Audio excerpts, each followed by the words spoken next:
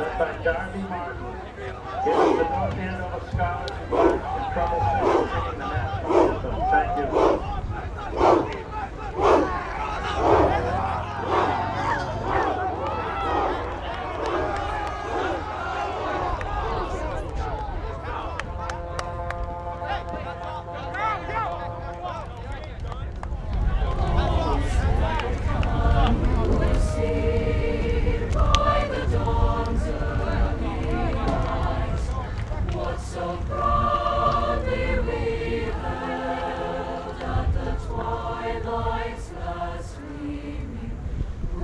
Stripes and bright stars through the perilous fight, o'er the ramparts we watched were so gallantly streaming, and the rockets' red glare, the bombs bursting in air, gave proof through the night that our flag was still there.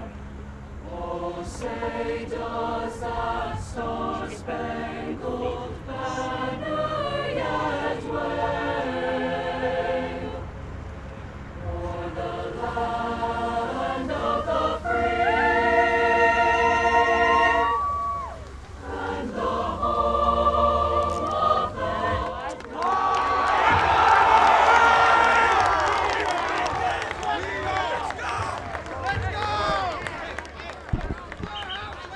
From Joe Walsh Stadium on the campus of North Andover High School, we're coming your way with another season of Friday night football. In this case, Knights football in the afternoon. Today, the Scarlet Knights kick off the 2019 season as they host the 9-2 record of last year, Marblehead Magicians. They have a veteran squad, a lot of players returning, and this should be a very competitive game and, in fact, a challenge for North Andover. Right off the get-go. So it's a gorgeous Friday. Happens to be the 13th. I think that's bad luck for Marblehead. We have at Joe Walsh a new scoreboard, and the kickoff is imminent. There's the whistle. 3 deep for North Andover. A decent kick. On a bounce. It looks like Gavin with the ball. And he is swarmed under at about the 25. So a decent return. They'd like to get to the 30, but position is good enough. Depend on first down here. Let's see if North Andover comes out running or throwing.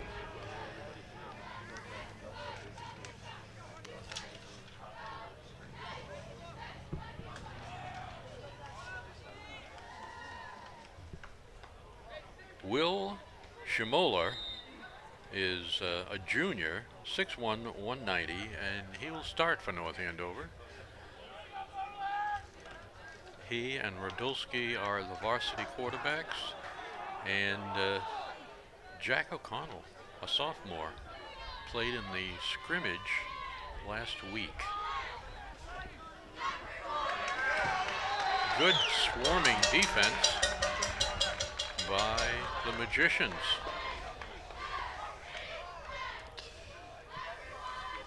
Tackle by Mark Paquette.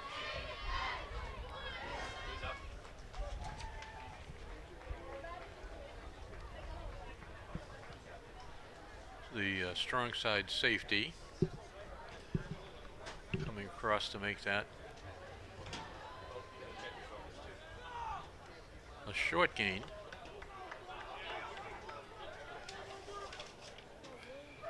Chico, a captain, co-captain in the slot, a bad snap, flag. False start North Andover. We have 2 miscues on the second play of scrimmage.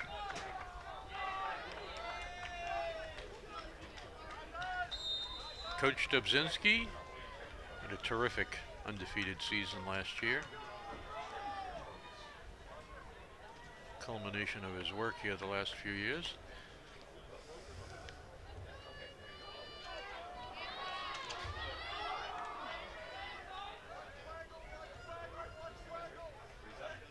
And in motion, high snap. Shimola with the ball. Out to about the 28. Picks up a couple of yards. So it's 3rd and about 12. 3rd and 13 on the 13th. Bring up 3rd and 12 for the Knights. We're going to make that a lucky 13 here today. Okay, a lot of pressure by Marblehead on 3rd and 13 of passing down, and they drop back in coverage. A deep ball. Mencia is overthrown.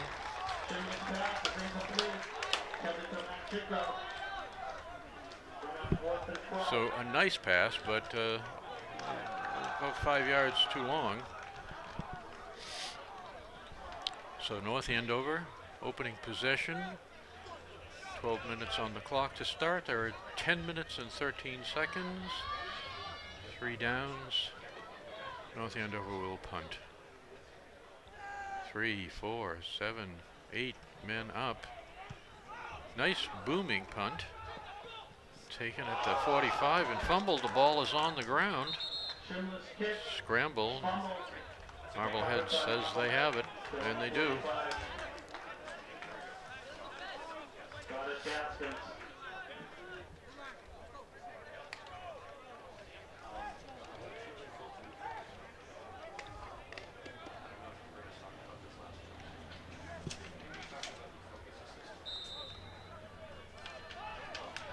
So the quarterback is, looks like Robertson, a sophomore. Is that possible? Yes. The ball is snapped over his head. Ball is still free.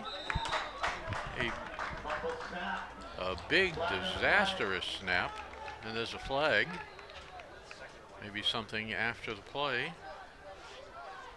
Ball is back at around the 20.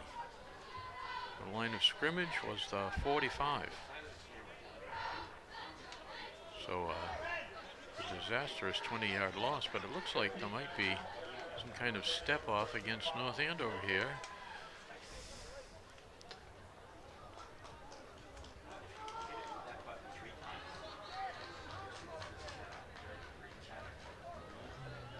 Eight, 9, 10, 11, 12, 13, 14, 15. Oh, they counted off 16 there. Must have short strides.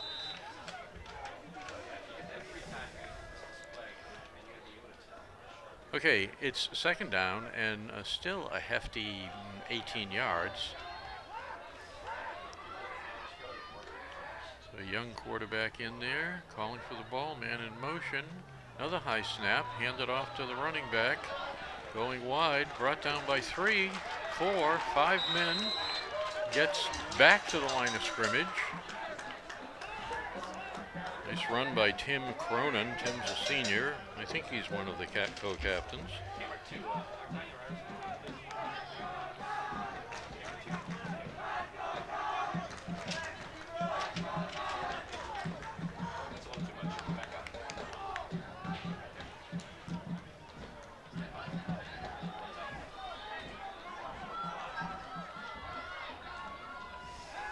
There's a snap. There's a ball out there deep. It's well beyond the receivers.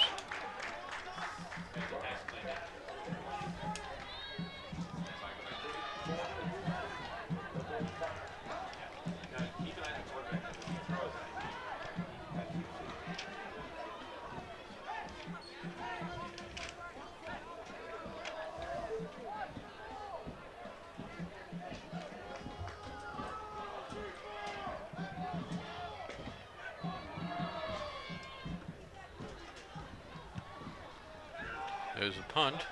It's deep. Returner reverses his field, but is brought down. Not much of a yardage, but a good try.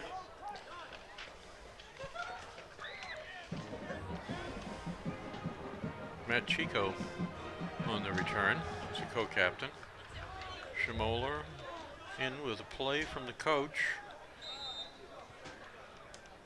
Ball will be spotted on the point of the ball is on the 20.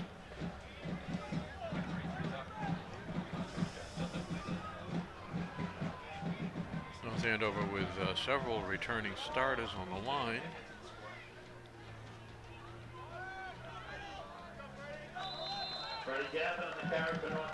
Freddie Gavin had the ball. They really pinched in on him there.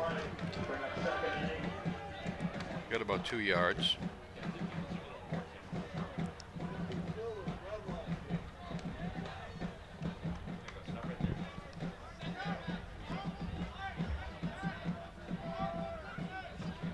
So Defoe was in on that play, undoubtedly lead blocking, and even at that, Marblehead managed to swarm and overman the ball.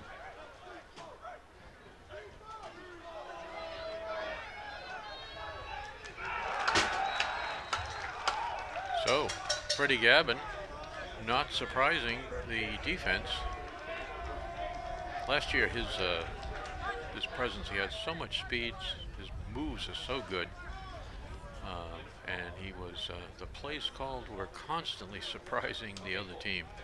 They thought he didn't have the ball, or he was down, and he was just breaking away all the time.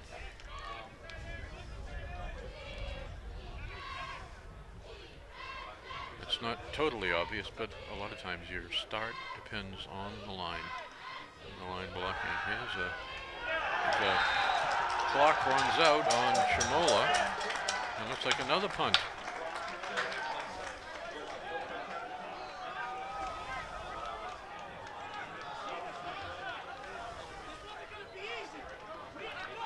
One, two, throw, 4, 5, catch. Or 1, 2, 3, throw, 4, 5, 6, 7, catch. More than that, in high school, you're probably going to get swarmed under. There's a high. Nice job getting the punt away. Low lining punt. Scooped up by the kick return, Sebastian Vente. Sebastian's a senior this year, 6 foot, 200 pounds.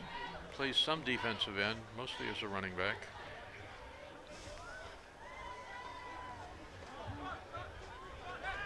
So a co-captain out here, a cornerback, is Sean Nichols. He's 5'11", a senior. He's covering a wide slot.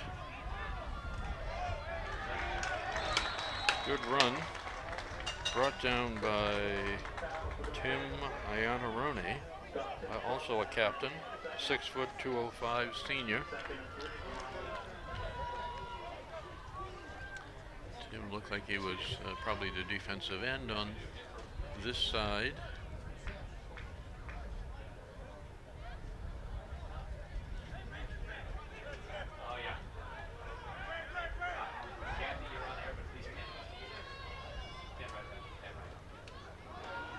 Running wide, I think that's Cronin. Banging down, making extra yards, made about 7 yards on extra effort, and gets the first down. The ball on about the 25 of North Andover, first down, and 10. No score, 5 minutes and 50 seconds to go in the opening quarter. A lot of running. This game is moving along. Not many penalties. No stoppages.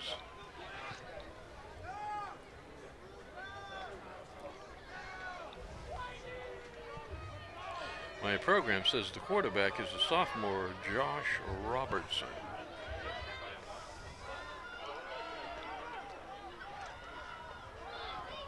Cronin has the ball again, makes 2 or 3 yards. Has a nice open hole there. Put his hand on probably the center's back and said, you know, there's no one over guard here. I just duck in here.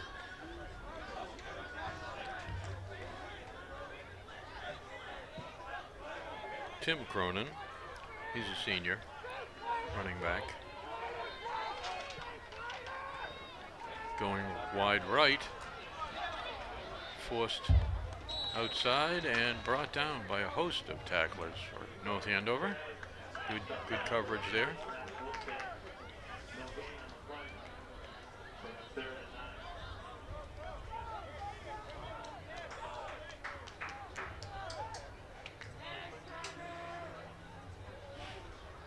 Sean McCarthy and Cronin look like the guys who will get the ball.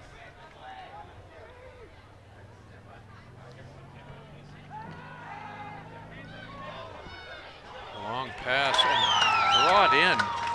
Oh, that ball was floating in the air for a long time, but still couldn't be defended, and the ball is down in the red zone, just outside the 10 at about the 12. So have a chance to make a first down and then try for a score from right in front. We'll see what North Andover can do on defense here. Need some kind of play to change it, and here it is, a loss, blitz right in. Terrific play there. Linebacker, that's Ricky Brutus, who came over from Methuen this year. He's a senior, 5'11", 190. That was the kind of play you need from Ricky Brutus. That's inspiring. So Marblehead was moving the ball at will here, and now they've got some resistance. So it's 2nd and 12, the ball on the 15, and the sophomore calls the blocking. Have some subs in here for Marblehead now. And quarterback handed off, faked a pitch or throw, but North Andover wasn't fooled, and once again they stopped them. So it's now 3rd and 12, ball on the 15. We'll see what they want to do here. 3rd and 12. You would think a pass. They floated that ball down the left-hand side the last time. Coverage by the captain, Sean Nichols. He terminated the play, but not before they made a first down. So Robertson takes the ball. He's going to run it himself. Pitches to Cronin. He's wide open. And a good tackle by Sean Nichols. Threw his shoulder into in front of Cronin and brought him down. However,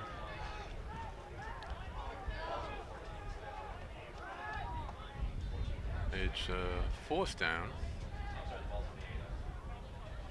The ball is, it looks like it's on the 6. Scoreboard says the 8. In any event,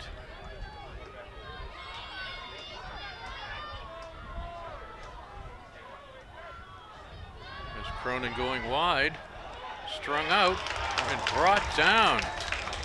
Beautiful. Great pursuit by North Andover. Great pursuit. Defense just wouldn't be blocked.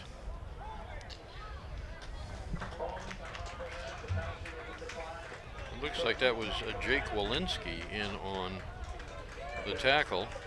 He's a 5'11",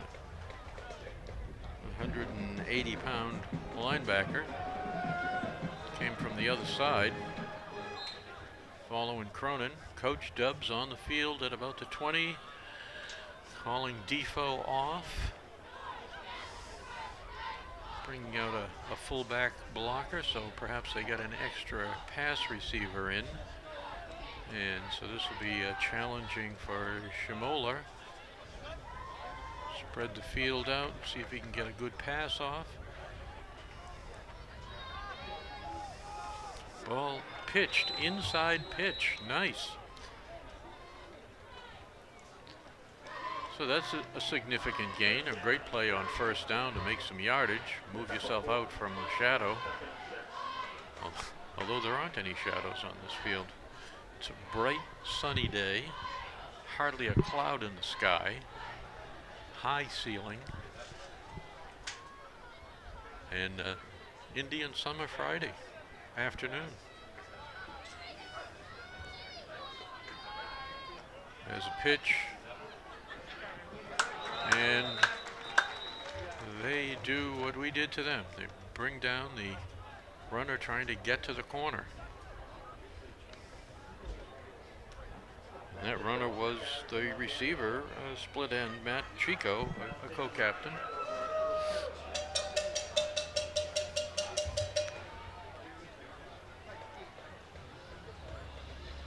Coach D is talking to one of the officials.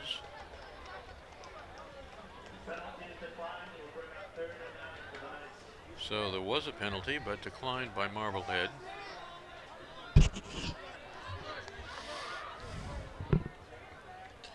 So Cronin and McCarthy and others, Cameron, on defense for Marblehead. McCarthy's a safety. Paquette is a junior safety. Made a tackle early in the game.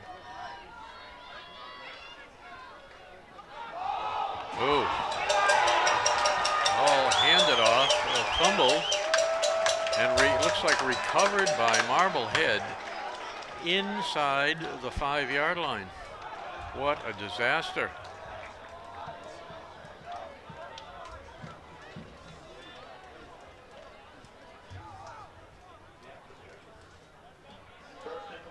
Schmoller hands it off, sort of a half pitch. Didn't secure it with the runner. The runner could not get control of it and was tackled while trying to.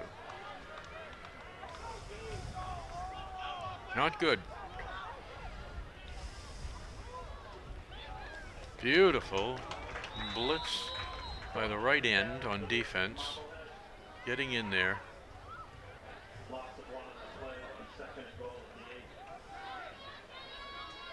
I think that's Defoe, and I think he sprained his ankle. Nope. Well, whoever that is, 27, so that would be Defoe if it's 27. His ankle's feeling better. 240-pound senior, and that is the end of the first quarter. No score in this game.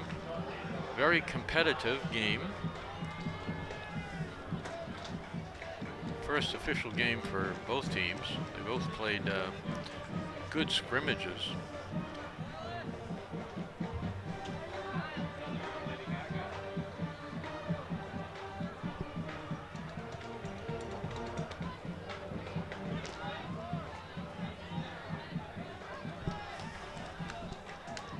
Both schools have excellent football programs, sports programs. The athletic directors of both schools are superb, great leaders. They've really enhanced the programs in all sports.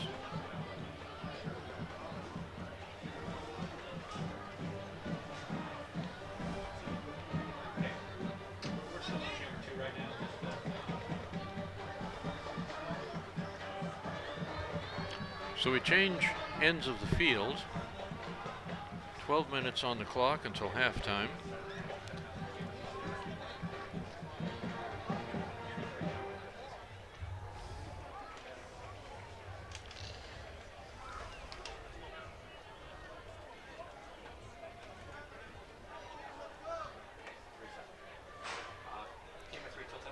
North Andover Cable, CAM, brings you highlights of these games, scores, and more on our new magazine program, Scarlet Knights Sports Scene, hosted by Sam Murray. See what's going on with our local teams, meet the coaches, learn more about our student athletes, watch Scarlet Knights Sports Scene on CAM-Ed, Comcast 99 and Verizon 28, or check it out on YouTube.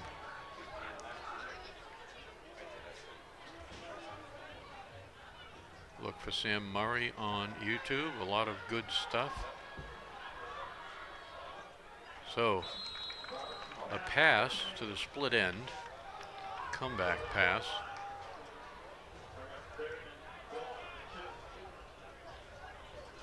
Third down from the 2. It's a good gain on second down with that pass. So they're on the verge of scoring here. Split 4 receivers wide. The quarterback back has a receiver, throws for the corner, and out of bounds. Caught out of bounds. Wow. I don't know how you can call that a score. I think he was 2 steps out of bounds when he caught the ball. Oh, I'm sorry. I'm looking at the wrong line. So, an excellent play. Got the receiver wide open, heading towards the sideline. The sun glistening here. It was hard to see which was the sideline. Beautiful new field, turf here at North Andover. So the kick is missed, and the Magicians have 6 on sophomore Magic. That was a pretty decent throw. A good pattern too. You think that with a young quarterback they're going to shorten his throw and throw it in the middle, and instead they lengthened the field to the sideline, threw it over the defender. The receiver knows where he's going, the defender doesn't. Defo seems to be walking around okay, with his helmet in his hand. So he seems to have recovered from that twisted ankle.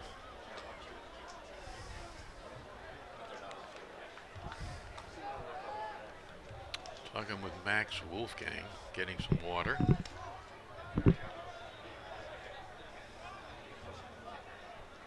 So that score came only 40 seconds into the quarter. Marblehead striking right away.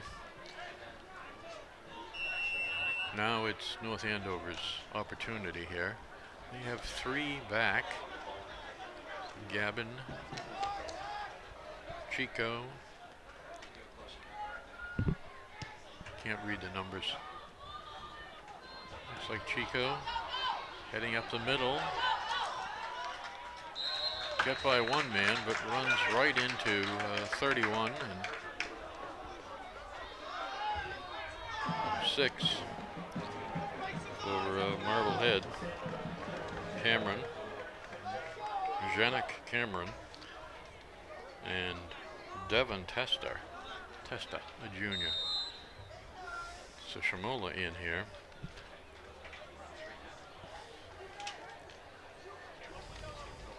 Jack Roche, as always, in the offensive line, playing tackle. 2 receivers this side. Shamola looking, he's got a man wide open in the middle. Had 1 deep and 1 shallow. Nice catch and run by Matt Chico to answer the challenge. So the ball is across midfield. That took about 15 seconds. And North Andover is at the Magicians' 45. Coach Dobzinski sends in another play. Tight ends tight. 2 backs, 1 wide receiver. Pitch to Gavin, eludes, beautiful cut. Wow, gave him the leg and took it away. Lifted that right leg, the defender went for it, and he just crossed it over.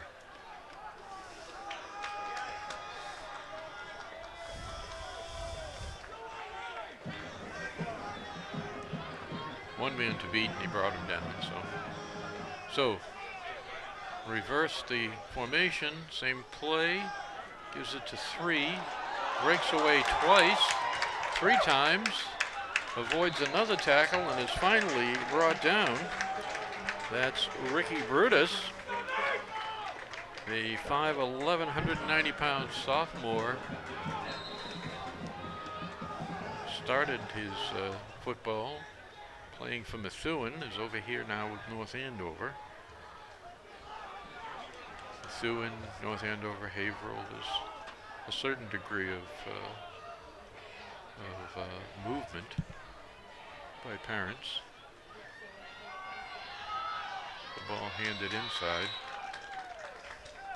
a few yards. That was first from the 15. It's now like 2nd and 6, I would say, from about the 11.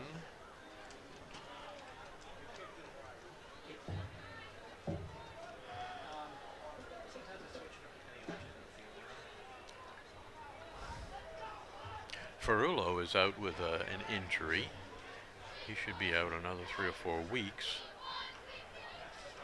A handoff inside to Gavin. Eludes. Oh, beautiful. Slipped right out of several tackles, and I would say he has the pylon. North Andover celebrating. That score evens it up.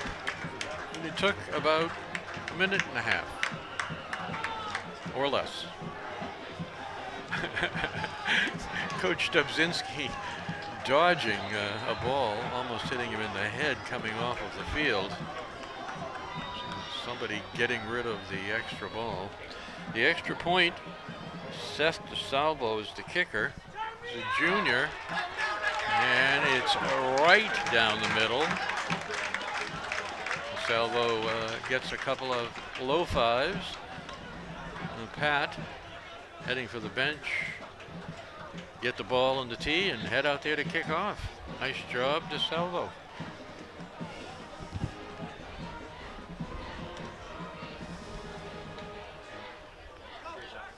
So, we expected a competitive game, and we've got one. It's North Andover by a point by virtue of a good extra point kick.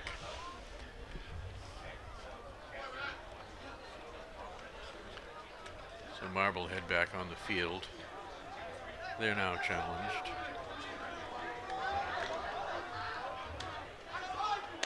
They have 3 levels of 2. Looking to be able to cover short and long.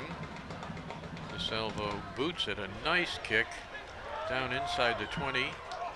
Taken in by a long, tall, probably someone who plays split end. Let's see who that is. 24 for Marblehead. Godot Gaskins. Godot used to be a play in the years ago, Waiting for Godot. North Andover was waiting for him there. Brought him down at inside the 30, so we punted the ball to them, and they have yet to make the 30. They're starting field position, so a good place to defend. Nichols, cornerback,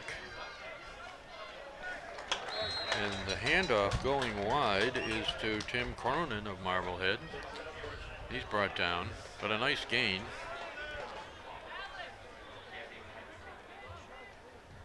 So that was 8.5 or 9 yards. Good second effort by Cronin.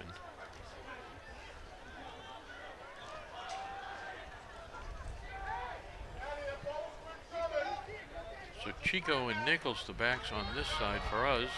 Given to Cronin again, he's the workhorse.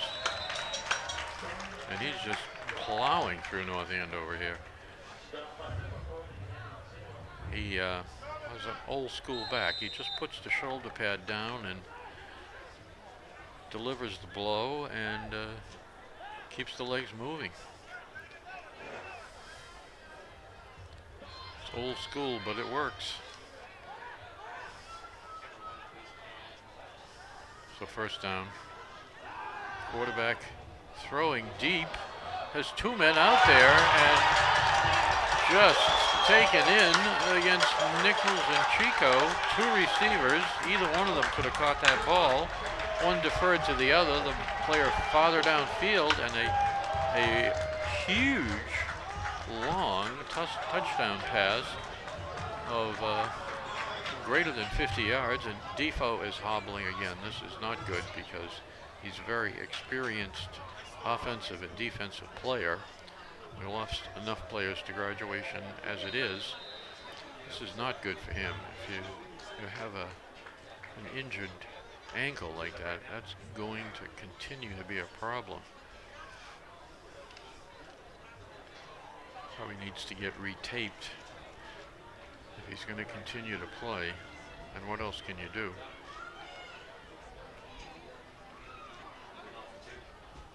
It's wide open, but did he catch it? No. But the receiver was wide open in the end zone, but a little overthrown considering how open he was.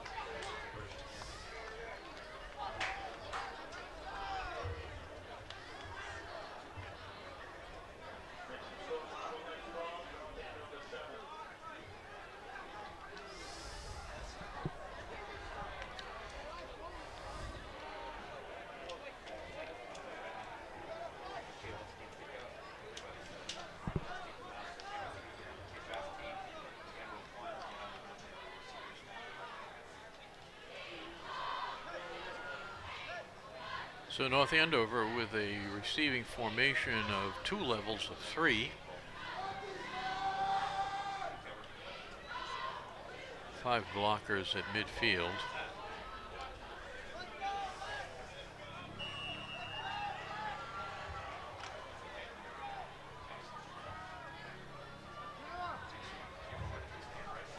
Of course, speed is the thing you're looking for, and elusiveness on everyone on the kickoff team. There's the kickoff, reasonably deep, comes right in the middle. Players can't decide. And at about the 20, Matt Chico has brought down a captain, senior.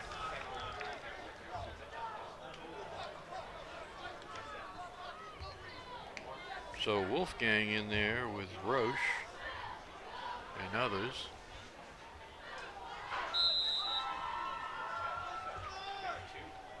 Coach D sends in his first down play.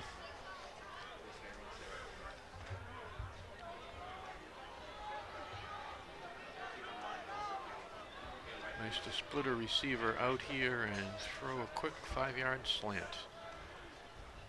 But it's a handoff. Gavin makes the corner, but gets it, seems like at least 5, we'll see.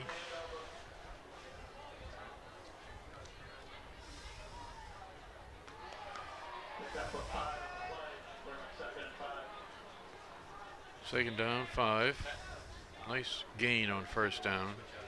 Want to set yourself up, allow some choice on second down and third.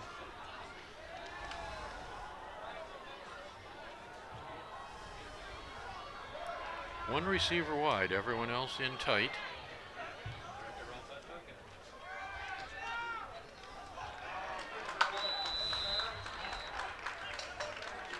So not much of a gain.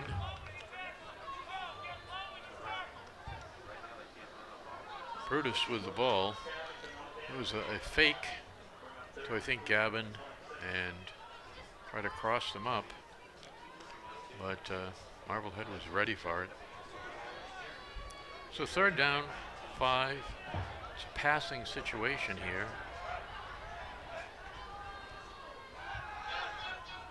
Oh, that's the slant. Beautiful. Brings it out to the 40 and a first down easily by 10. Nice pass. Nice easy catch by Walensky. Fed him the ball. He makes yards after the catch. That was good. That was what this offense needs. They need more of that 1-2 throw. Rolling out. This is difficult. Throws it out of bounds. More of those plays result in a lot of running around without much.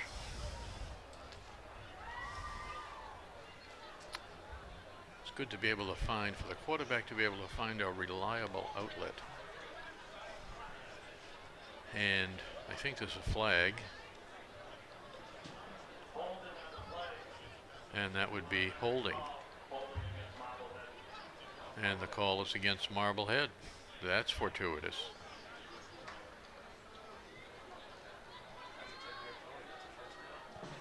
So 10 yards, brings the ball. The point of the ball is at midfield. It's a first down by penalty. So let's see if we can go back to one of those timing passes. Catch, 2, 3, out. There's Gavin, and he breaks through our brand new turf. Freddie had the sideline if he could just cut. But in trying to stop, you're always trying to run straight ahead. To get to the sideline, he had to stop. And there just wasn't any traction under those apparently cleats. We'll see what he did have on.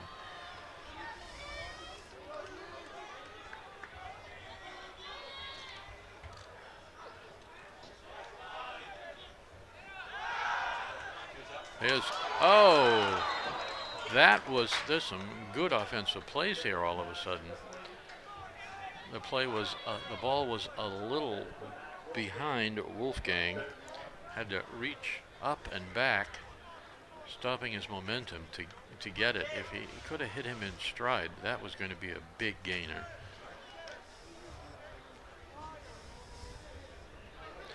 So Wolfgang comes in tight, 2 tight ends. A lot of this formation today. As Gavin finds a hole, finds multiple opportunities, and runs the ball for a first down inside or just at about at the 30. I guess he must have slid 3 or 4 yards because it's spotted as the 31. I guess they don't give them that.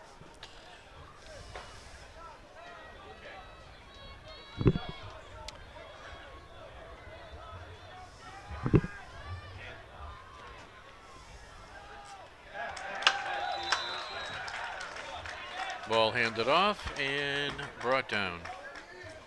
And looks like another ankle situation. A lot of that going on here today. It might be Brutus again.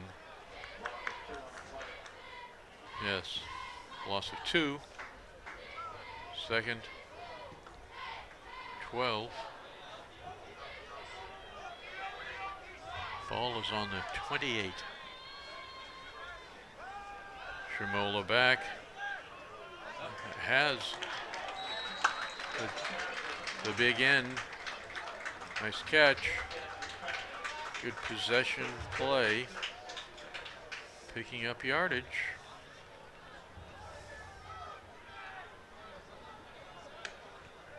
Didn't see many of these in last week's last scrimmage. Coach probably holding out these plays. But they're working. This looks good. Quarterback play is good. And lack of concentration there someplace. False start on several of the North Andover linemen. Everybody had their own idea.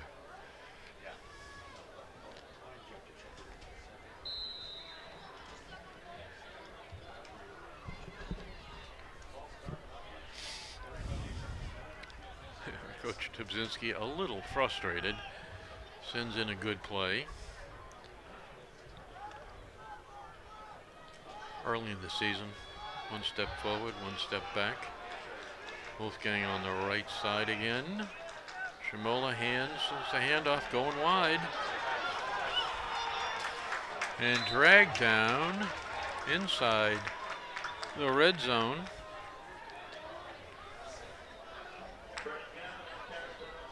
First and 10. Scoreboard says ball on the 16. Second quarter, 4 minutes and 20 seconds remain. The Magicians are ahead, 12-7, a 5-point gap. And a timeout. Let's take a break, regroup, get in sync, get the minds organized, get the clocks reset.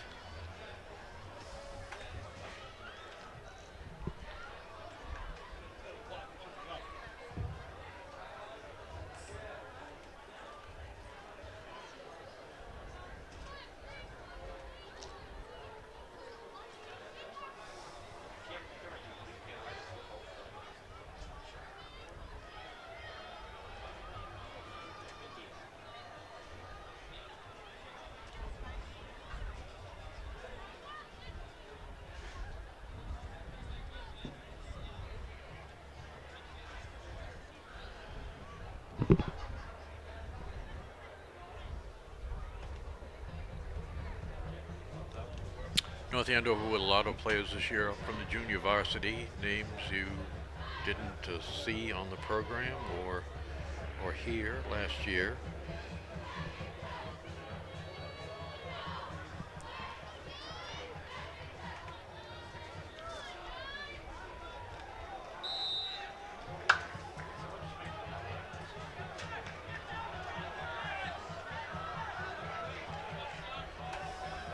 Schmoller has the ball, gives it to Brutus, bursting in there. It's inside the 15, that's a gain of a couple.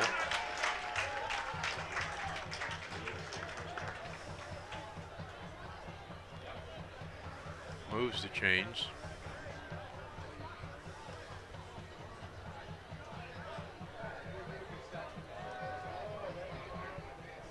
Jack Carbone on the right side for North Andover. Inside handoff to Gavin, eludes tackler after tackler, inside, outside, and inside the 10.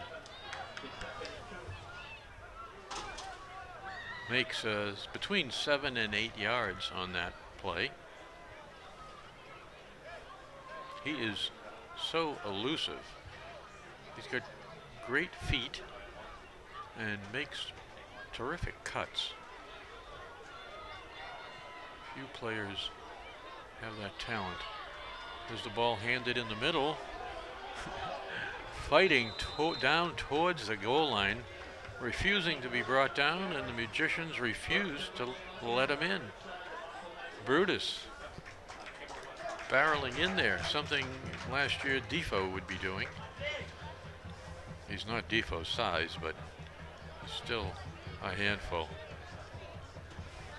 Tough football player.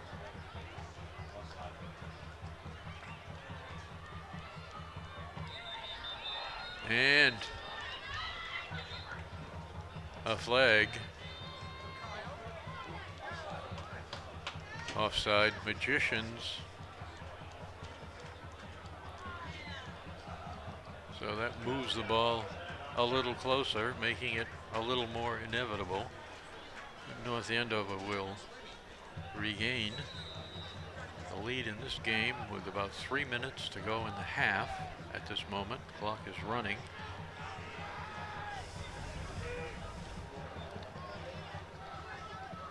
Shimola has the two backs in, hands to Defoe, to Freddie Gavin, who else?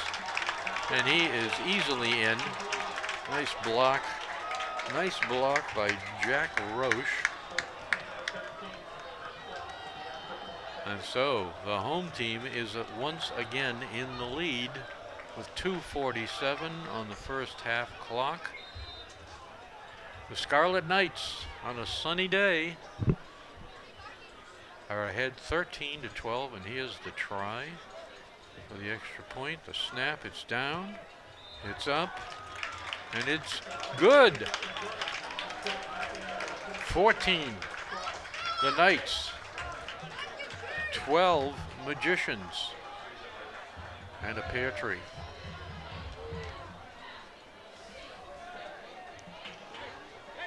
So Seth DeSalvo goes out to kick off. Seth's a junior.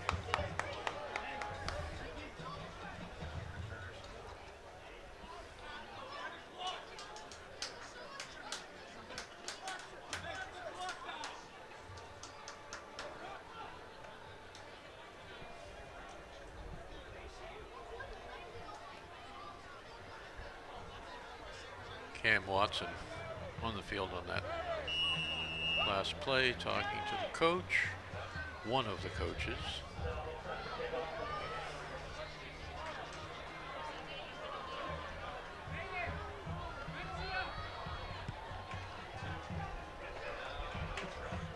Short kick. Breaking away. Just keeping those knees moving up. Cronin knows how to play football.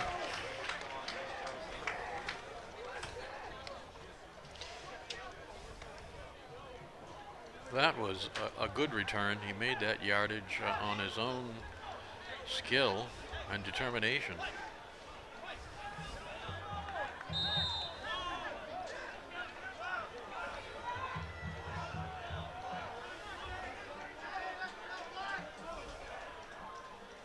Again, and in motion, gets the ball, cuts back just to the line of scrimmage, maybe a yard. That's Freiberger. He's a senior, Ryan Freiberger.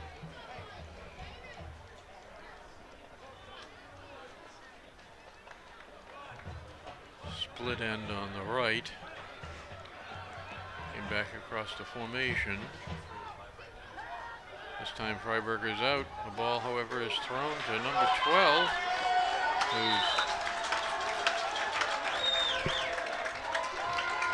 who was covered by safety Cam Watson, but taller man, split away, headed for the sideline, and it was a good throw. Put it where he could catch it. Led him away from the defender. Now here's another. Oh, that looked like a catch and a throw, catch and throw downfield, and obviously you saw it. Turned his head before he had the ball, looking for that receiver. That was enough to doom the play. Friday the 13th strikes, because that was set up to get the points back. So Marblehead just going for it here.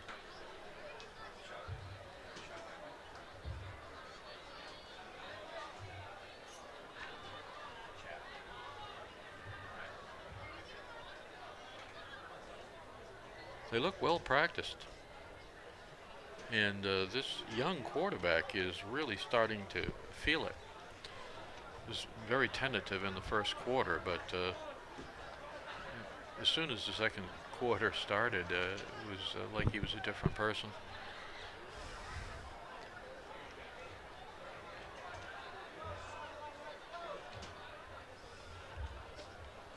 Just needed to get the feel of the game. Looked a little green in the beginning, but he looks, for a sophomore, he looks like a senior.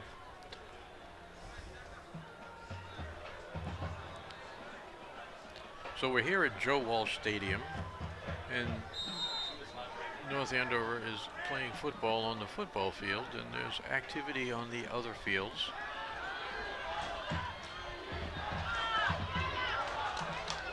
Nice tackle.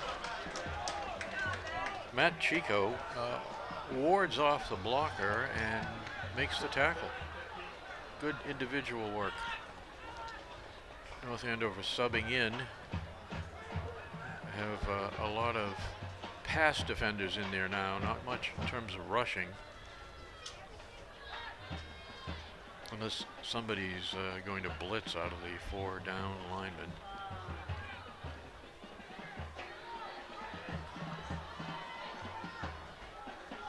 One run lineman and 3 pass linemen.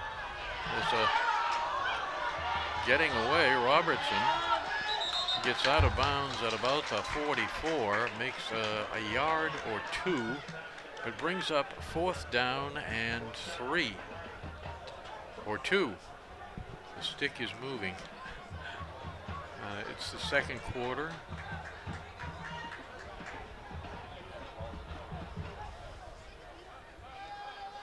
The ball is on about the 43.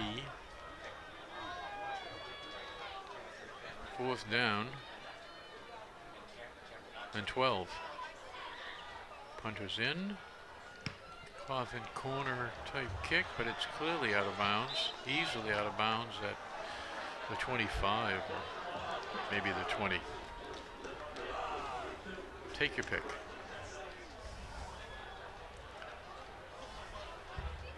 Hard looking into the sun for an official to determine exactly where that went out of bounds.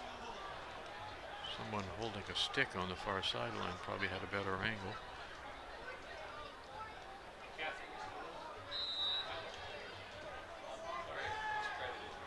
Defoe on his feet, back in. That's good. Freddie Gavin still in there almost every play. And in 36 seconds, it looks like we're in a formation to protect the clock and play. So Coach D here playing as conservatively as the Magicians coach Rudolph was playing throw all your chips in. Rudloff, I guess. Coach Rudloff has been there since 2009. Has had a successful career there. As I said, they were 9-2 last year. They're a very competitive team in football as in other sports.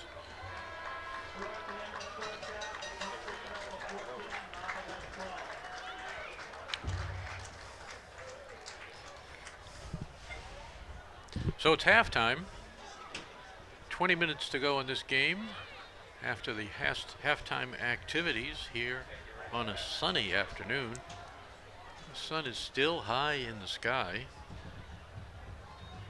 Marblehead had a little convention and they're now heading for the locker room. And some of our parents are heading for the refreshment stand and other locations.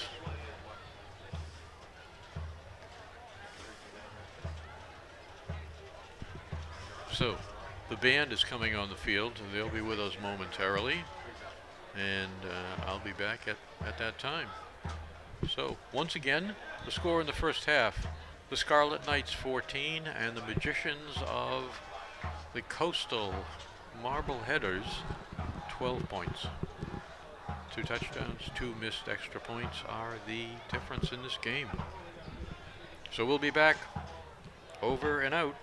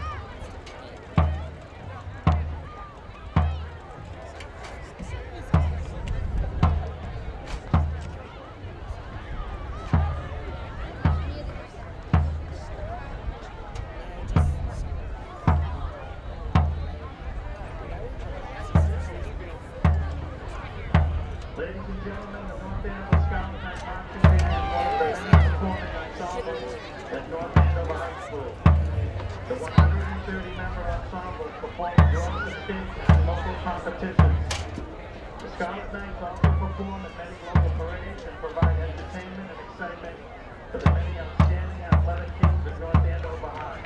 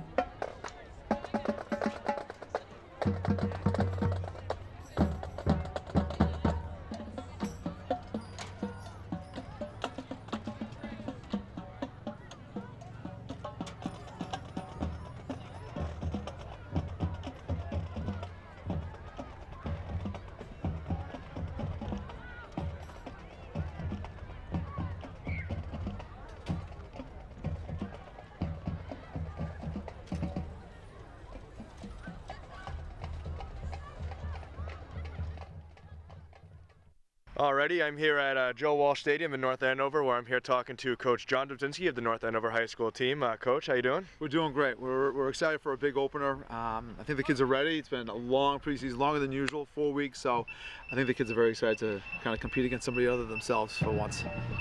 So, Coach, you've gone through 3 scrimmages so far, including the 20-19 win over Methuen last week. What have you seen from this group of kids this year so far? I've seen a lot of growth. We're very young and mostly underclassmen up front, and first couple of scrimmages we've kind of sputtered a little bit and couldn't really get things going, but I think the third scrimmage is the best football we played in the preseason. You can kind of see the kids gaining confidence more and more in practice, and it's a good attitude, and they're a hard-working group, so luckily we're taking steps forward, making a lot of progress. So, of your players you've seen so far, who's really stood out to you the most?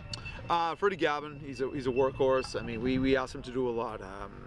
We're going to be a run-heavy team this year, so he's getting a lot of carries. He plays cornerback on defense, so that's a position where you're involved in tackling, you're involved in coverage, so you're running around all over the place. So he's shown great leadership, good work ethic. We have the other captains. We have Tim Ahern is a good leader up front. He goes both ways, offense and defense. He's shown a great attitude. Matt Chico, very unselfish. He goes wherever we ask him. We have him at wide receiver. We have him at safety. He plays some corner too. So Mike Defoe, he's been kind of hampered by injuries, but he's back. He's been cleared, so he's excited to go. So we're very excited for all those guys.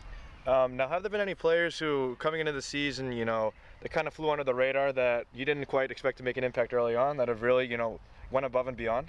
Yeah, I would say younger classman, Chuck Regan. He played JV last year. Right now he's starting on the offensive line. He's made a lot of gains over last year. Landry, Jake Landry's done a great job. He played JV last year. He's playing both sides of the ball. What else we got? There's a lot of them, I know that. And Sean Nichols, like I said, he waited his turn. He's a senior, he's a captain, he's got great attitude, a lot of energy, and he's really come on this year so far. So yeah, I mean, I could name a lot of other guys, but those guys are the ones that have kind of jumped off the page for us.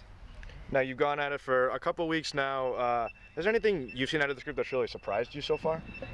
Surprised? We knew that they were a hard-working group. We know that they had a great attitude. They had a great off-season. So when you see kids in the like lifting 3 days a week from March on, I mean, those are the kids that you know that you can count on. You just saw we had a great presentation. Jake Walensky, he's a 3-sport athlete. I mean, he's a leader. He does whatever the coach asks him, and he's the one I left out. He's been a huge surprise. I mean, he's never played linebacker before, and he's come on and has done a good job there. And on offense, he blocks well at wide receiver, but just an all-around just great kid. You build great programs around kids like that with that attitude. So, yeah, we're happy with that. I asked you earlier in the year about you graduated 19 seniors. Yep. So has the game plan really changed, or is it going to be very similar to what we've seen last year? Yeah, I think he changed, Sam. I think he changed every year. The kids change. So I think we have a great coaching staff. We just try to develop an offense and a defense that plays to the kids' strengths as much as possible. I love this team. It's definitely different than last year's team. We're very, I'd say we're probably more experienced. Maybe I wouldn't say more athletic, but more explosive maybe. With a 3-year quarterback who was one of the best quarterbacks in the country, I think, you're going to have to change things a little bit. So I think we're going to lead more on the run. We're bigger up front, so we're going to use that to our advantage. And we're going to, if we have to throw the ball, we're going to try to make things as manageable as possible for the quarterback. So that's the key difference. More run heavy as opposed to more balanced than we were last year.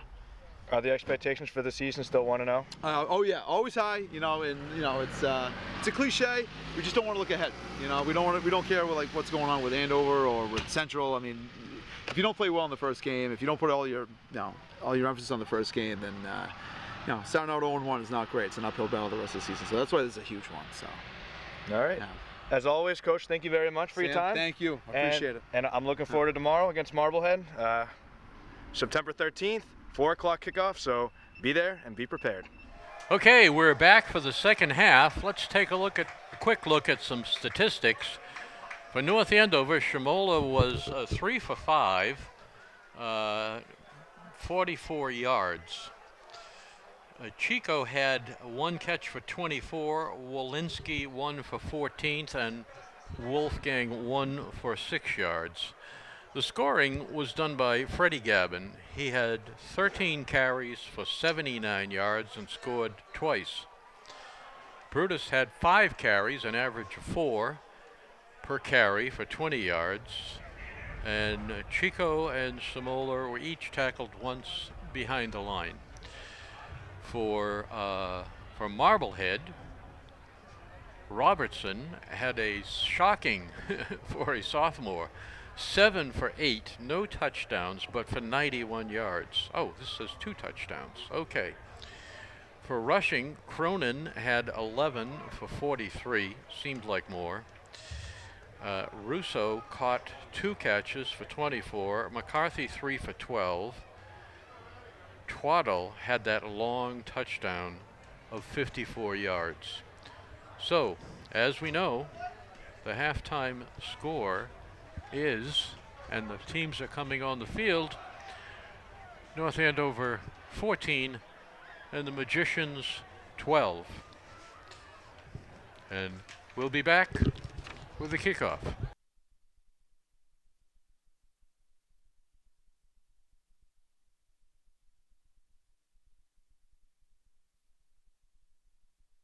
All receiver and a good return. 1st and 10. Marblehead Magicians. Okay, so first down. Defoe in the defensive formation. 1st and 10 from the Magicians 41. Twaddle, who caught the bomb, is over here on the near side, guarded by Sean Nichols. Man-to-man, the pitch goes right. Nice blocking. Good second effort for another 4 or 5 yards. Brady Lavender on the carry for Marblehead. Picks up 4 in the play. We'll bring out 2nd and 6. That was Brady Lavender. He's a young sophomore.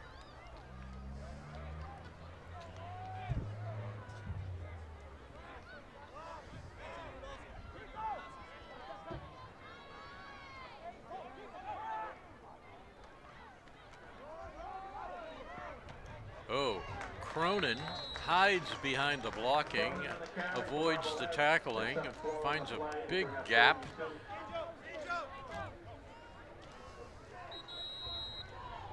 And player down for North Andover.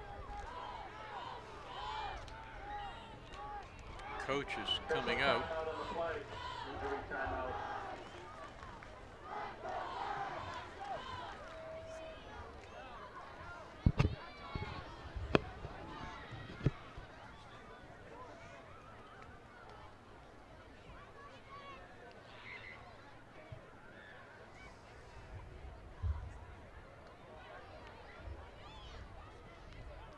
This is distressing. Player is still down, in pain, not able to get up.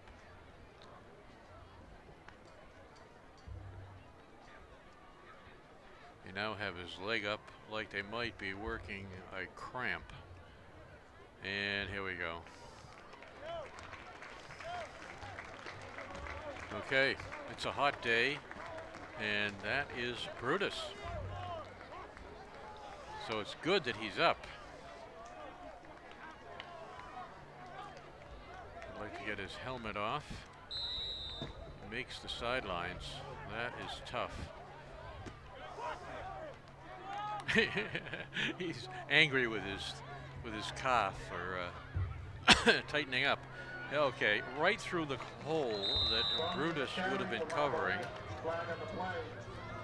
A flag. Illegal motion. Motion Marblehead. This one is coming back.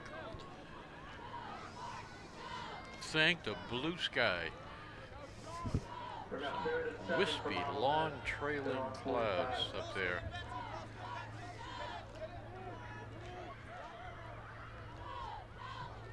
Just a high altitude haze.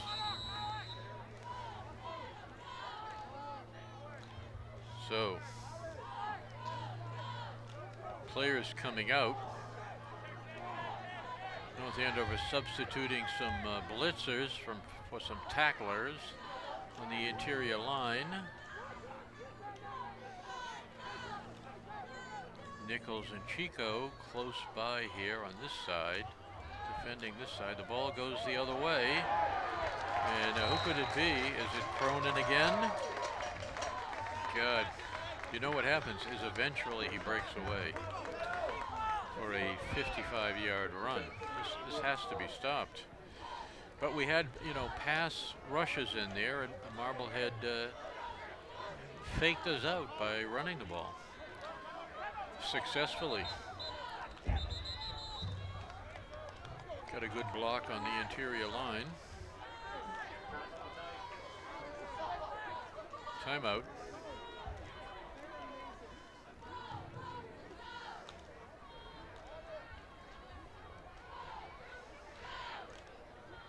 Coach is discussing what needs to be done.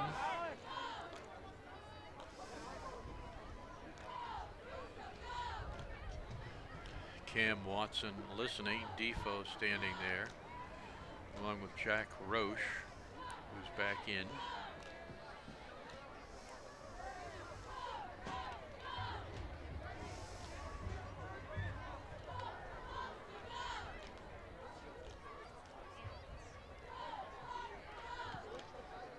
So Sebastian Vente comes to the sidelines on this play.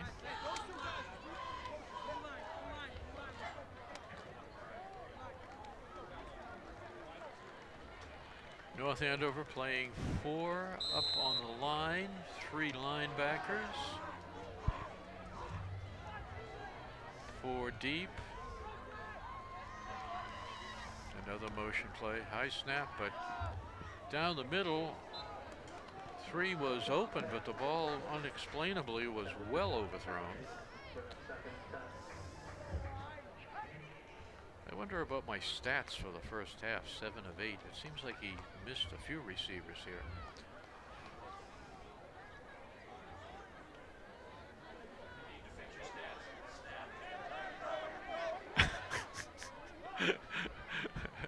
My stats staff needs some work. There you go.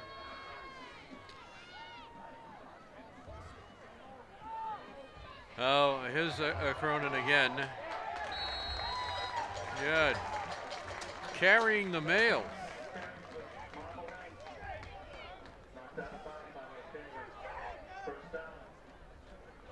Okay, for backs, I like Gavin better than Cronin. If I'm picking a back, I would pick Gavin.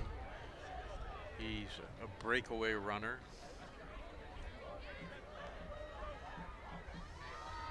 But there's no denying that Cronin is most of this team's offense. There he goes again. Oh, right through 4 tacklers. He just split them like butter. So he has got this team rolling. Brutus is energized. He's put his helmet on. Forget those cramps. Get some water into me and some salt, and let's get in here. Radulski down, talking to Brutus. Matt Chico comes out.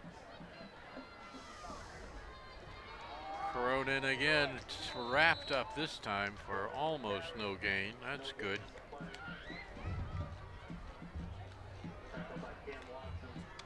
Watson, nice job, wraps him up.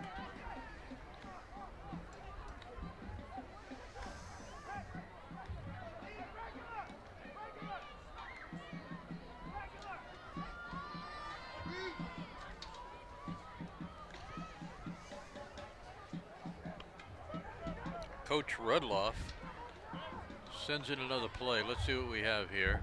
Cronin with Robertson. Back to pass. Looking. Has the receiver. Brought down by Watson, who jumped on him. They overmanned that side. It was almost like a pick.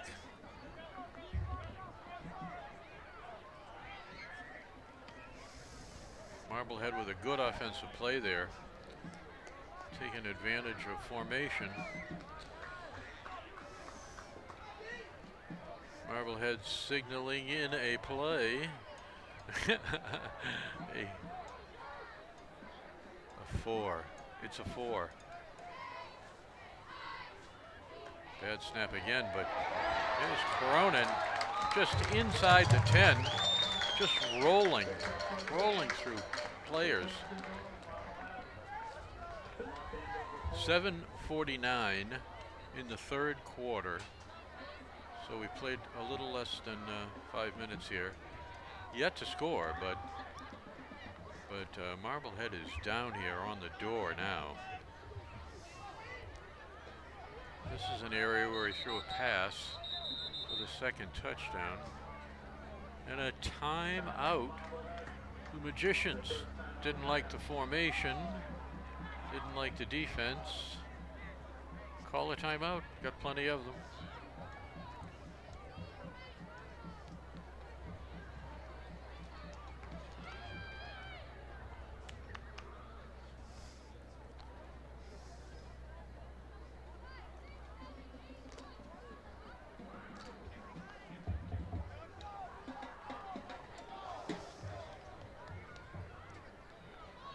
It's summer weather here in the middle of September.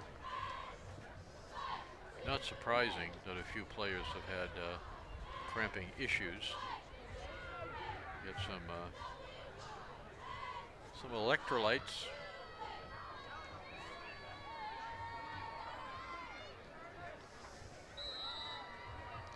Well, the young quarterback is feeling good.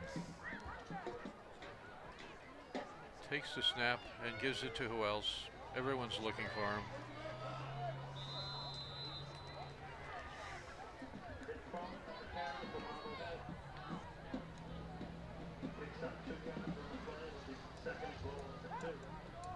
Second and goal from the 2. First down was at the 4, so very threatening here. Would take a Friday the 13th miracle to avoid some sort of score here. Receiver out to the right, handed off, piling, and it looks like he's in.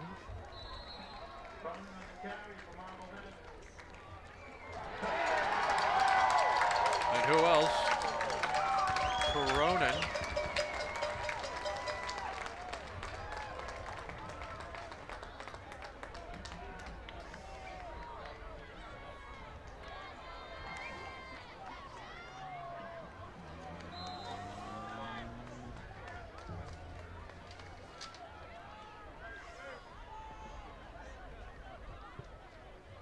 Snap down. It's up. It's good. And so, Marblehead now has 19 points. 3 touchdowns, 19 points. North Andover within 5 points at 14. 2 touchdowns, 2 extra points. And there's 6:40 remaining in the third quarter of this game. 12 minutes in the fourth quarter, so almost 19 minutes remain on the clock. Plenty of time for a lot of things to happen. But that is discouraging that Cronin seems to have taken over the offense responsibility for the Magicians. And it's a one-note offense now, but it's successful.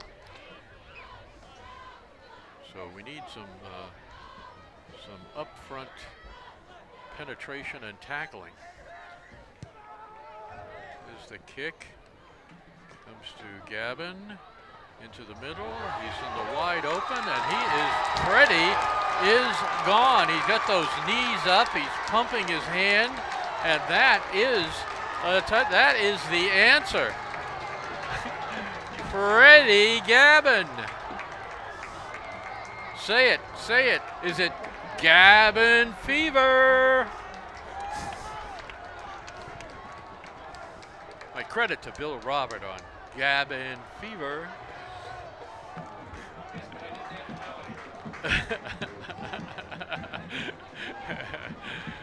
As I said, if you had to pick between the two, Gavin or Cronin, it's Gavin.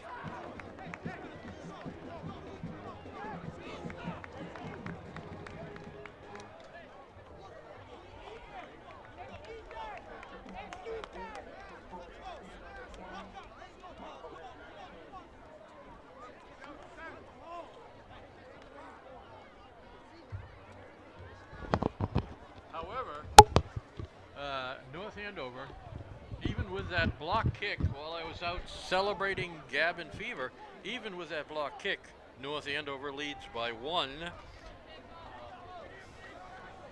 Gavin, just when you needed it, a shot of Gavin Fever.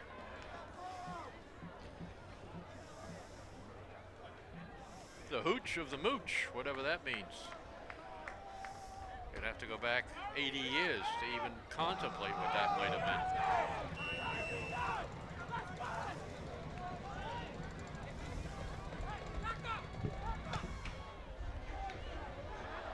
DeSalvo with a deep kick into the end zone. Mr. Runback running it back again, long-legged, but brought down at the 20.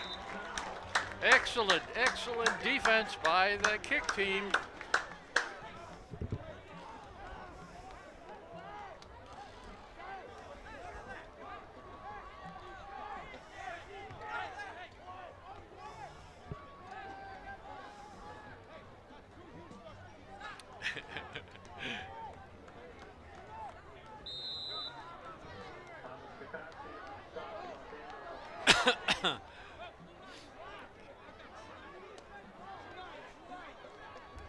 So Freddie Gavin has all of the scoring for North Andover, all of the touchdowns. He has 3 touchdowns for 18 of the 20 points today. False start. The Magicians have been punched, and they felt it.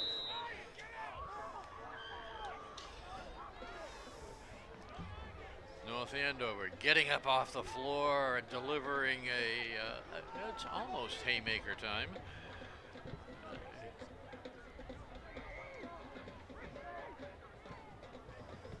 100 years ago, North Andover, a farming community. But then the Industrial Revolution, the mills, and now the high-tech era, I guess, huh?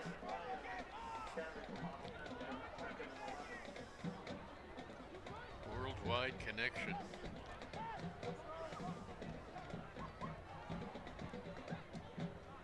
You can hook up on satellite and talk to anyone anywhere. You could undoubtedly broadcast this game to someplace else. There's another high snap, a handoff, and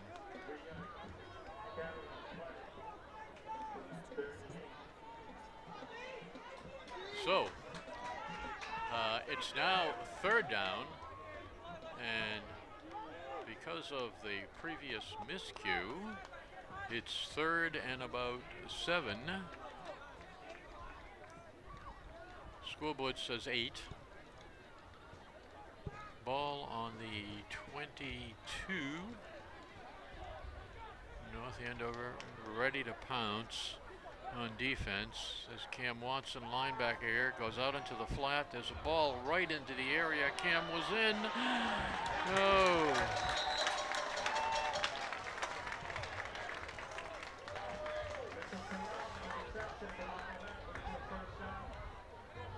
And a first down.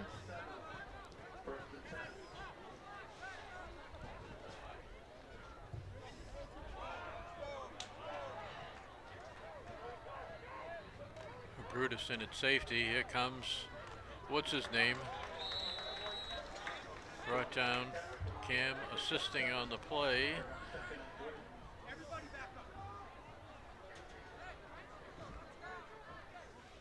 Radulski in playing a defensive end. Made the tackle.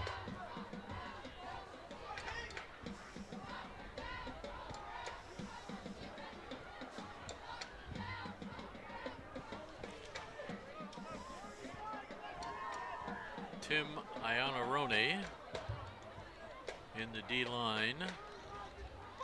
There's a fake. He's going to go downfield, but now he's wrapped up nicely. Nicely, beautiful. You know, that's a play where the quarterback on has 1001, 1002, 1003. Had two receivers. You've got to throw the ball. You've got to have the confidence in them and yourself. But he flinched, and the play broke down, and he was tackled. So,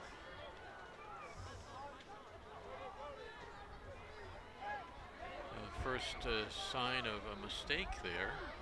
Let's see what's happening now. Handoff to who else? And wrapped up for 1 yard, perhaps. The defense. Cam Watson applauding his mates. 58, 54. Tim Iannarone, Jake Landry, and Defoe all in on that play. And Wolfgang as well is on the D line. They did their job, and now we should get the ball back.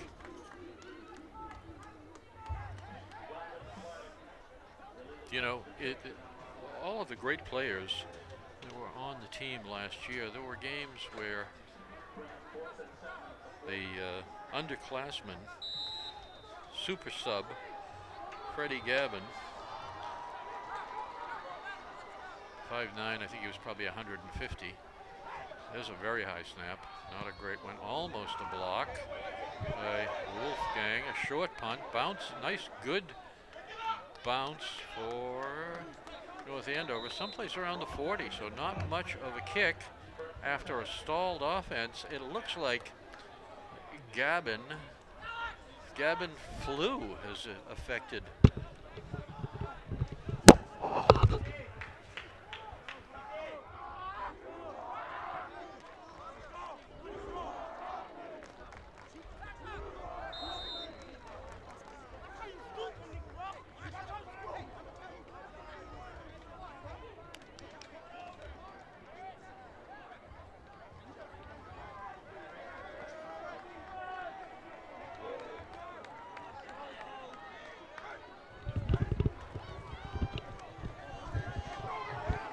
There's a misdirection play. Brutus back on his feet, hobbling. That stress on those legs earlier without enough fluid in the muscles. We got a continuing problem. You know, actually, it would be good in high school football if players could get some intravenous electrolyte from time to time.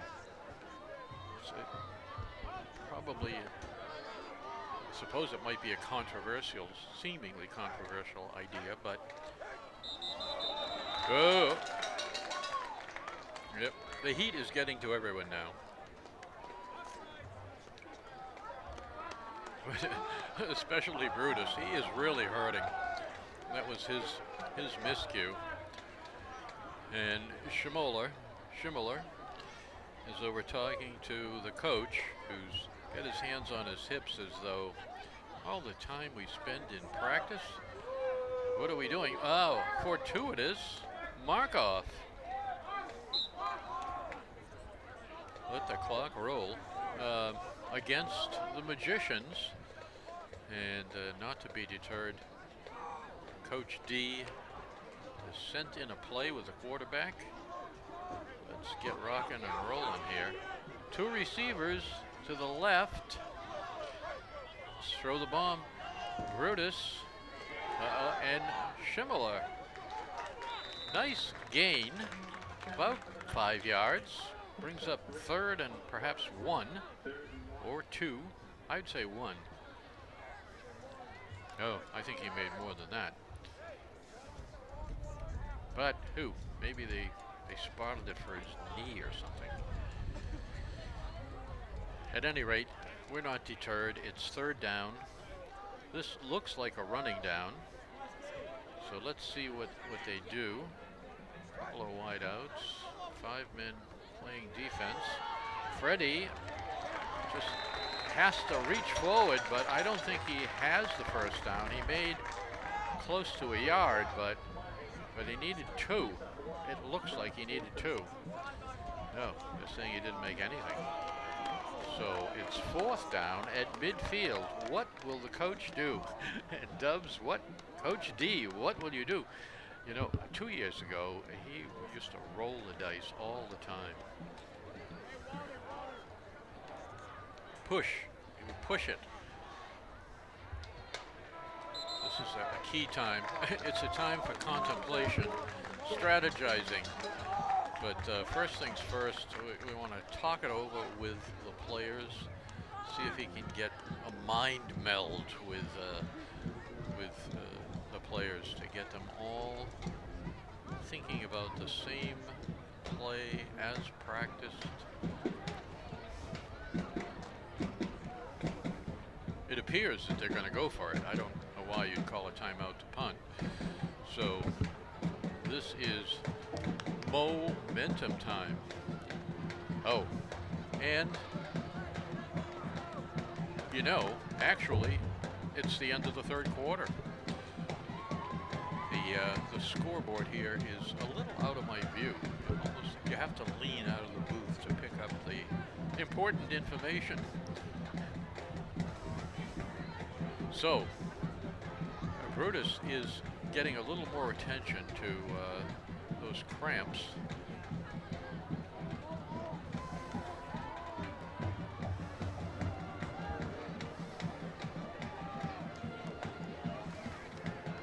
Well, they know what they're going to do.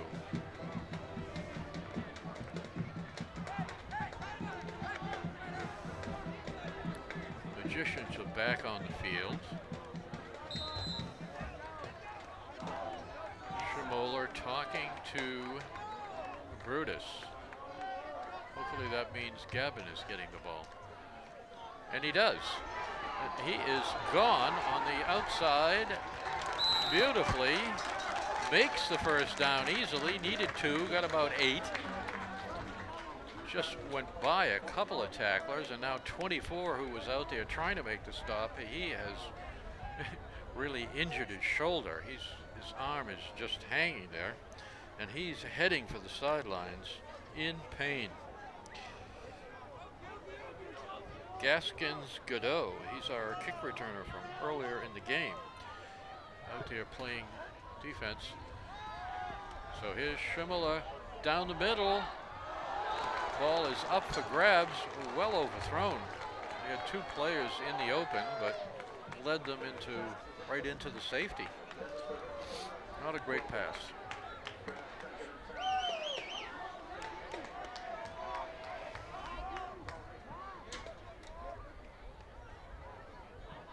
He was thinking touchdown there, and he said, I'm not going to give it to you short for a gain. I want the whole thing.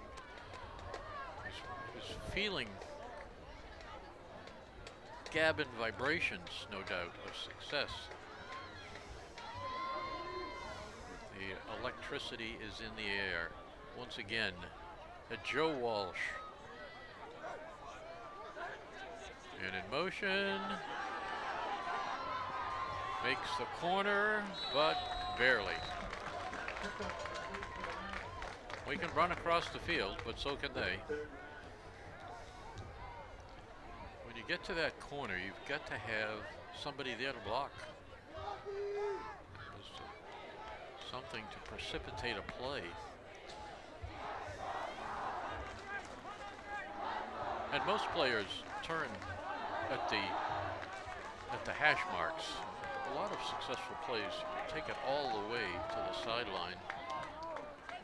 By then, if they gain an extra step because they think you're going to turn, and they try to converge for a hash mark tackle. And so by passing it up, you're going to run farther, but many times it turns into an easy trip down the sidelines.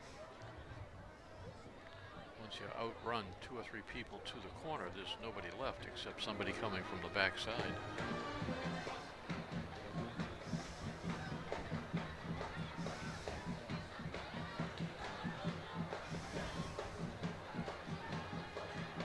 Coach D is out there again. Undefeated last year, state champs, streamed on a nationwide high school streaming site, picked as the game on Friday night down in Foxborough. Might be the most successful season North Andover's ever had. It's hard to say because you can't. The competition from year to year isn't uniform, nor is the talent, but so just the numbers aren't an absolute indication of who is a better team.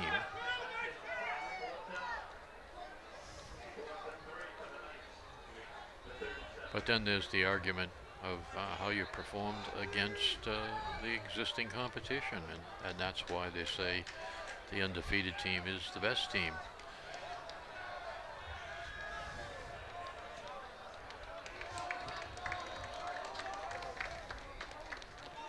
We'll have to have historians look back and see how many undefeated seasons North Andover has had in the last 50 years. Some, but probably not many. Will throws it out to Chico, who's fast, good speed, gets what we needed. That was great discretion by the quarterback. Took the safe pass. Could see that the receiver had an opportunity, the angle. So rather than force the ball downfield, which most people would like to do, get the ball in your hands, you're rolling out, you want to do something with it, rather than just pitch it to somebody nearby. But because the adrenaline is flowing at that moment. Anyway, back to Marblehead with the ball. Cronin again, and he's wrapped up. It still makes 5 yards.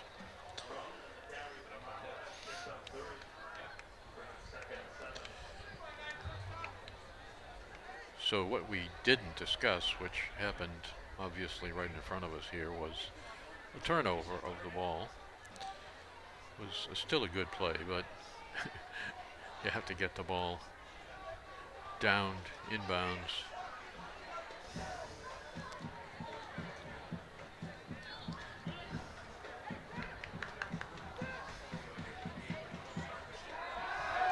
Quarterback back, looking over the middle, has a receiver.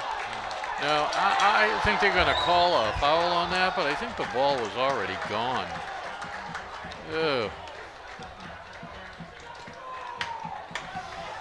Had his hand on the helmet, and that's never a good thing. But I don't think it really had an effect on the play.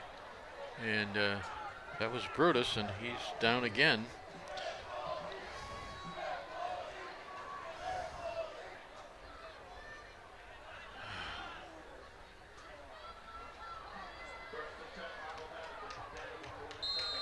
So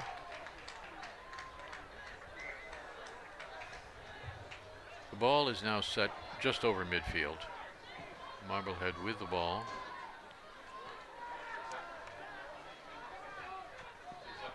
Oh, overthrown.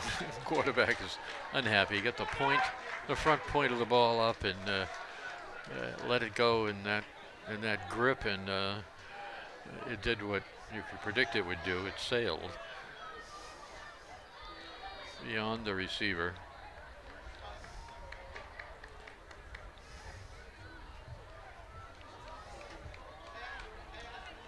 Nichols encouraging the rest of the defense here.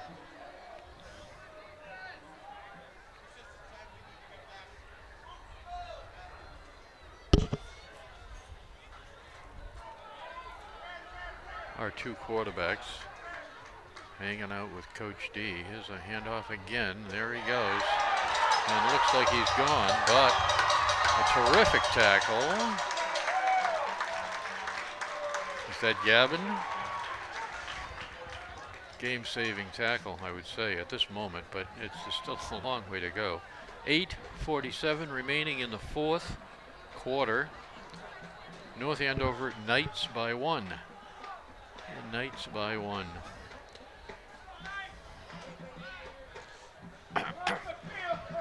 Cronin in the backfield and tries hopping over a tackle. Manages to stay on his feet. Can't be brought down. North Andover players crashing into each other. Another player down.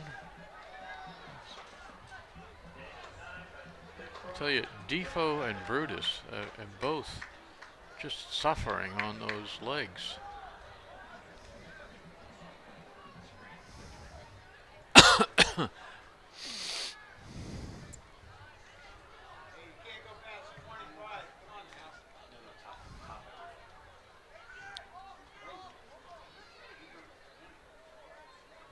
Fifteen-yard line, Marblehead.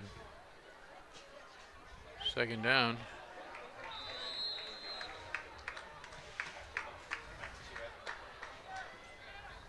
Handed off. Doesn't look like there was any gain.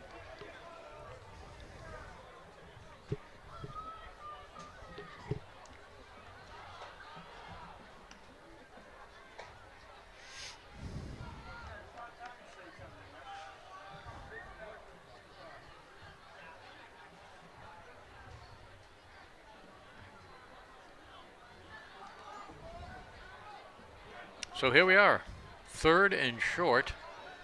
Cronin, and there's a whistle. Cronin looking for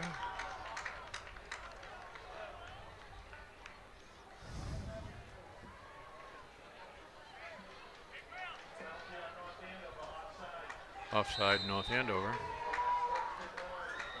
That hurts.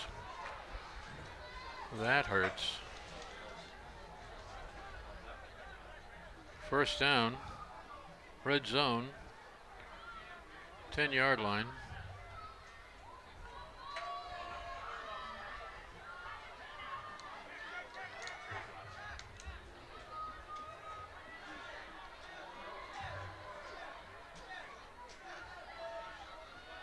Looks like a passing play in motion.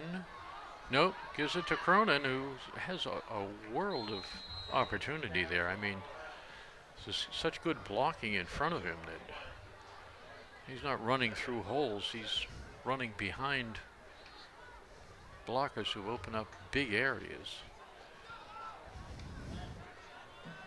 North Andover getting no penetration on him now recently.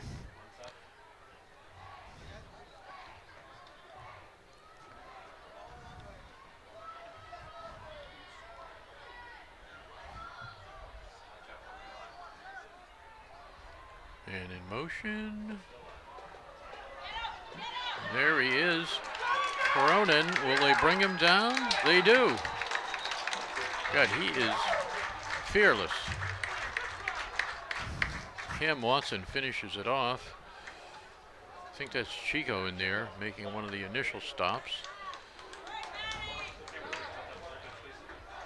Radulski coming in. Playing a D end. Marblehead calls a timeout after that play.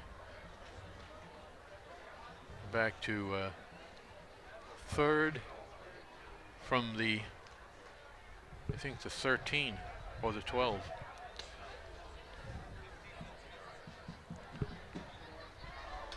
Important play for Marblehead here.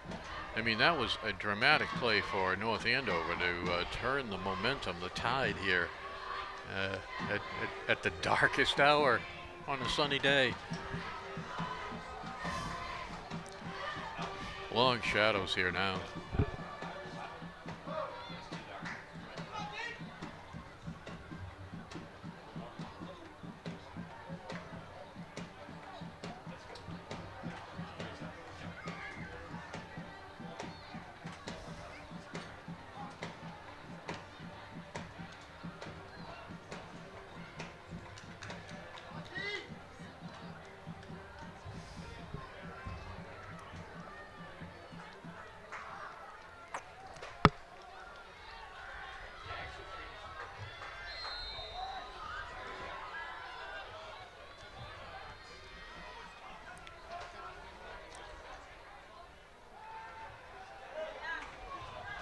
Ball, oh, caught. Number 3 can't be covered. Sean Nichols on the coverage, but 3 is bigger, and the quarterback just threw a perfect ball out there. Had terrific arc on it, just what you needed. And disaster strikes with 5 minutes to go in the game. Marblehead, the magicians, now pulling a rabbit out of the playbook, and that was a jumping rabbit. Jumping jack.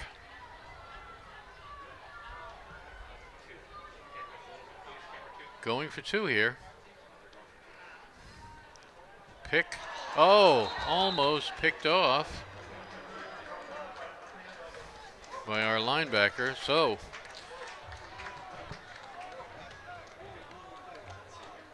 a contemplated 7-point lead does not materialize. You know, the Marblehead coaches are really going for it here today. They're not conservative at all, and they lead now by 5, 25-5. Gavin has all the scoring for North Andover.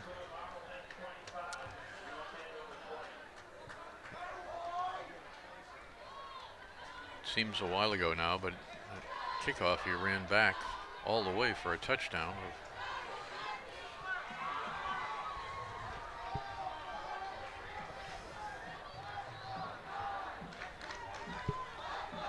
So unlikely that Marblehead will kick the ball to him, but let's see what happens.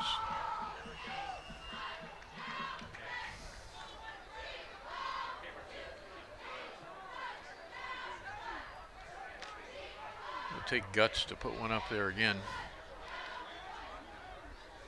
But, you know, if you don't, if you get on the ground, you sort of turn over the initiative too. So it does kick it high, but oh, over Brutus, who fields it. Fighting, but still only at the 20-yard line.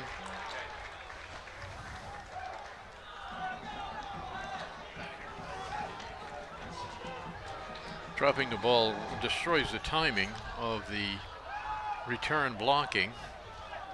So, although sometimes it opens up opportunities that you wouldn't have seen otherwise. So, at any rate, not great field position. We're on the 20. We're not backed up or anything, but you'd have hoped for better. 2 players just waiting to pounce on Gavin. A short gain, 2 yards perhaps.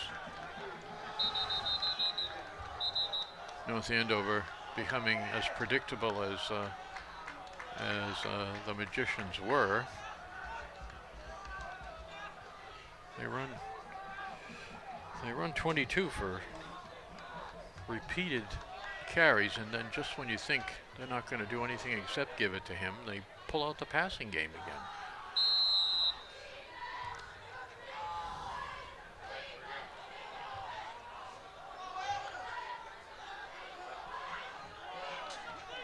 So Sean Nichols out here on this side. Ball is given to Brutus, and he only makes a couple. Marblehead are just a good traveling team. They're here in numbers. I would say they're half of the stands.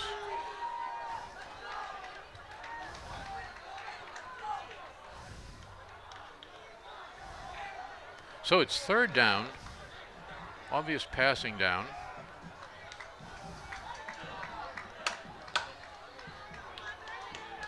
I'm looking for the tight end if it were me.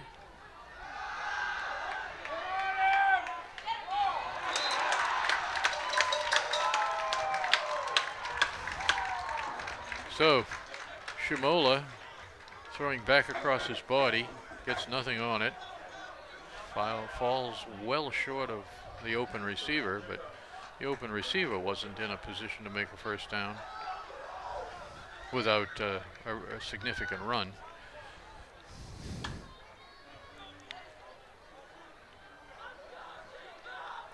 So Marblehead was all over that play. Broke down from the beginning. Safety valve was at least there. High snap. Good line drive kick. Number 24 had his arm hanging 10 minutes ago. Lets that ball bounce. Crosses midfield at least. So a rock and rolling Marblehead Magicians who have the momentum here now. They're ahead by 5 and they have the ball near midfield, and they're successful at running and successful at passing at this point.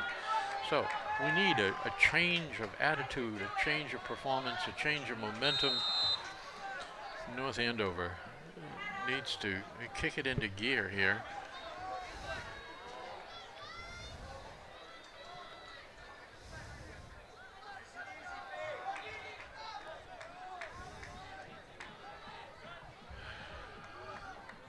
Cronin takes up his position, man in motion, gives it to Cronin. It's through there again. They just open up the holes for him time after time.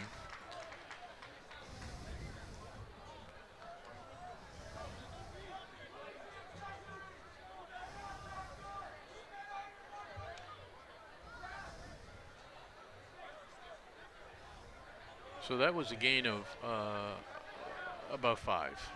So 2nd and 5. They look like they can do this all day. And we are now down, shockingly, to 3 minutes in this game. And that was a big first down with 3 minutes to go here. North Andover needed a big play on offense on that possession. They got not great field position to start and then didn't do anything with it. Gavin was stopped for 2. Of course, they were expecting what else would they do? There's not much of a passing game this year as opposed to last, and so they're more one-dimensional than they were. They don't have some of the talent they had. And they're now 2 minutes and 50 seconds. Ball on 46.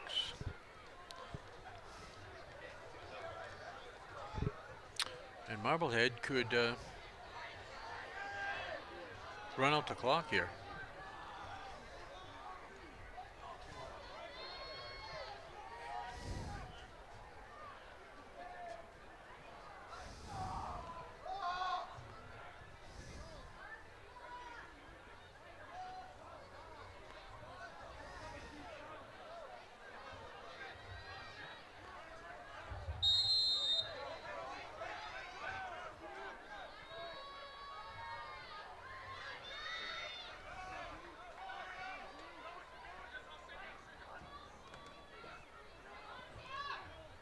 Cronin, they stack him up this time. Still makes yardage.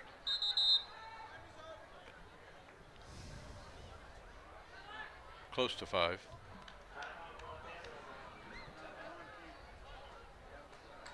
Timeout North Andover with 2:28. Timeout needed there, if only to just stop the clock.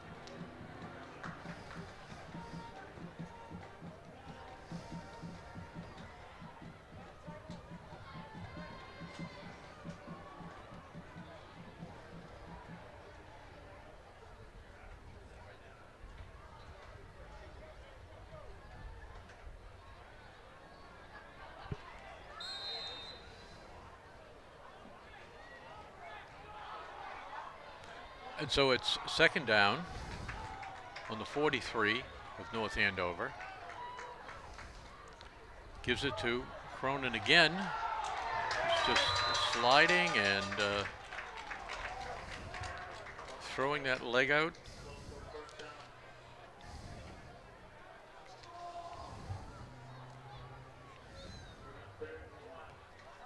It doesn't look like they will throw even another pass here at this point.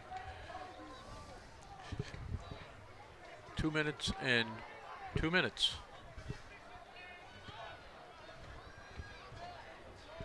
Clock is running.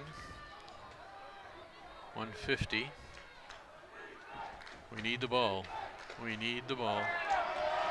Breaking out wide, down the sideline, pushed out of bounds, but in the red zone. Discouraging. North Andover down by 5.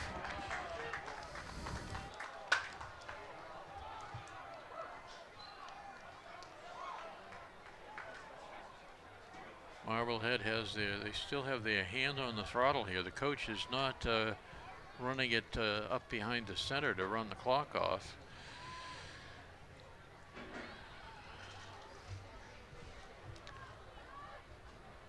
North Andover was rated coming into this game, the first game, as I think the number 10 team in the state. I don't think Marblehead was ranked in the top 20, but they certainly have played well.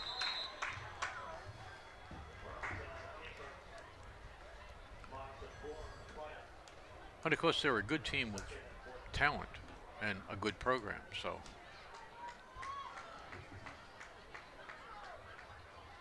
This was scheduled as a good matchup, and it's been a good matchup.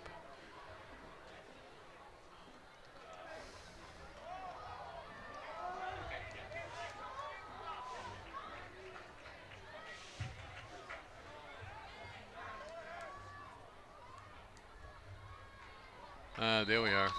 There's the knee. Marblehead visitors are ready to break out the picnic basket.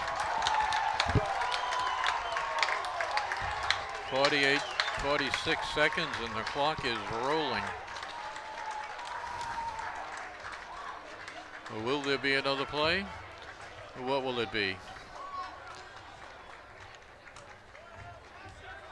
It's third down.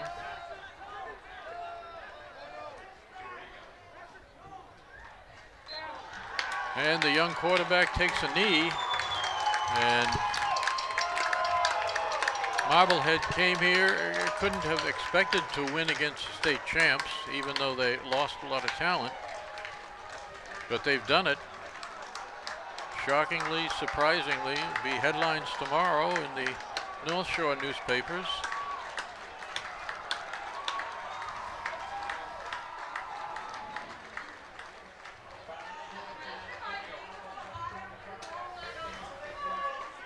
Varsity leading the line, walking the line, shaking hands with Marblehead.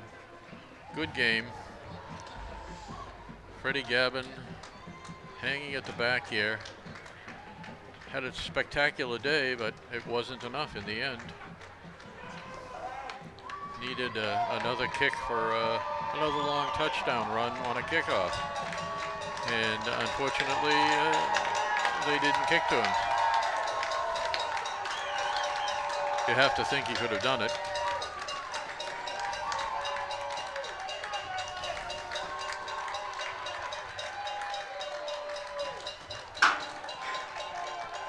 So a lot of good teams on the North Shore. Historically, Beverly, Salem used to have wonderful teams. Swampscott, Marblehead, Gloucester. Really competitive.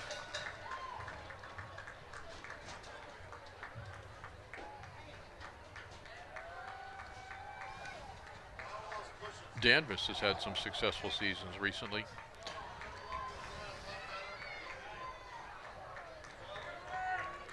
And of course, Masconomet always had good teams. So, it's a football area historically. And North Andover is gathering at their 25. Some last words from the coach. Some consolation.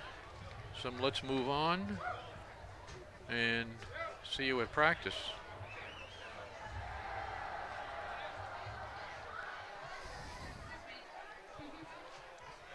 Said I'll come in here for a few minutes. Yes. So,